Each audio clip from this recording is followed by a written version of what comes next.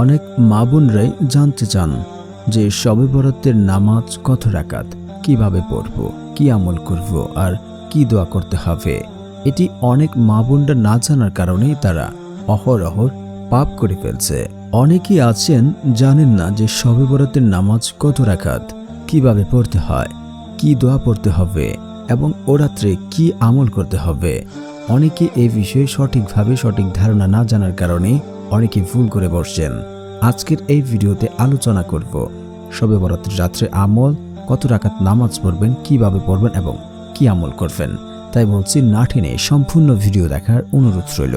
আর যারা এখনই চ্যানেলটি সাবস্ক্রাইব করেননি, দয়া করে চ্যানেলটি সাবস্ক্রাইব করে পাশে থাকবেন। শবে বরাত হাজার মাসের চেয়ে উত্তম। যে ব্যক্তি শবে বরাত পেল সে যেন ৮৩ বছর ইবাদত করার সমান সওয়াব পাবেন। কিন্তু আমরা অনেকেই জানি না যে শবে বরাত কখন হবে বা শবে বরাত আজকে রাত্রে হবে কিনা। আমাদের বাংলাদেশে দেখা যায় ২৭তম রাত্রে আমরা শবে বরাত উদযাপন করি।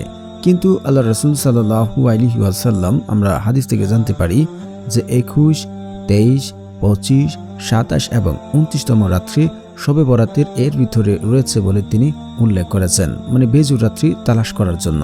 কিন্তু আমরা আনুষ্ঠানিকভাবে দেখা যায় যে আমরা ২৭তম রাত্রে আমরা শবে বরাত পালন করি, কিন্তু আমরা এই বেজুর রাত্রিতে তালাশ করব। তো আমরা শবে বরাতের নামাজ ২ রাকাত করে ৪ রাকাত পড়ব। পড়ে এই জায়গায় আমরা বসে জিকির আজকার করব, ইস্তেগফার পড়ব। যারা দোয়া পড়েন আমরা ইস্তেগফার পড়ব, আস্তাগফিরুল্লাহ আস্তাগফিরুল্লাহ। এভাবে আপনারা সর্বোচ্চ ১২ রাকাত পড়তে পারেন। এরপর আপনাদের যতটুকু ভালো লাগে, অবশ্যই এর আগে আপনাদের এশার নামাজ পড়তে হবে। তারপর আপনাদের অবশ্যই তারাবি নামাজ পড়তে হবে। পরে আপনারা এই নামাজগুলো আদায় করবেন। যার যতটুকু ভালো লাগে আপনারা এই আমল করবেন এবং রাত্রে আপনারা বেশি বেশি জিকির করবেন এবং বেশি বেশি ইস্তেগফার পড়বেন। আশা করছি বুঝতে পেরেছেন যে শবে কদরের রাত্রে আপনারা কি আমল করবেন, কত রাকাত নামাজ পড়বেন। ধন্যবাদ এতক্ষণ ধরে ভিডিওটি দেখার জন্য।